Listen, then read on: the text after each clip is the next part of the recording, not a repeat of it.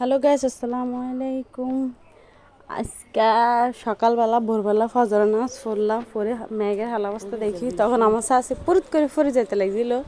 শাশির দিয়ে কতক্ষণ মানে হাসি হুসি দিই আপনার করে দেখাই। সকালবেলা মানে তখন ভোর 5:30 বাজে। সকালবেলার দৃশ্যটাকে এরকম, সবাই নিজুম ঘুমাইতেছে, সবাই দরজা দেয় না, বা আঙ্গ বাসা কেউ বুঝে না, কেউ হাসি এর না আঙ্গ বাসা মানে আমরা ফেনি মানুষ, আমরা চৌরি কথা কই।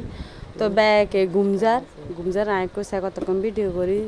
ফজরের পরেও মানে এই সকালবেলা অনুভবটা আলাদা, একটা শান্তি, মানে কীরকম একটা মানে চারিদিকে দিয়ে নিজুম।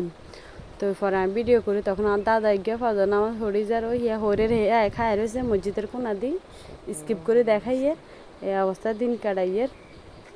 কে কে এরকম গ্রাম অঞ্চলে শীতকাল এলে তো আরও শান্তি। শীতকালে যখন হালকা হালকা কুয়াশা পড়ে সকালবেলা, তখন তো আরও একটা শান্তি। এর দূরত্বে থাকি। আল্লাহ হাফেজ, বাই বাই।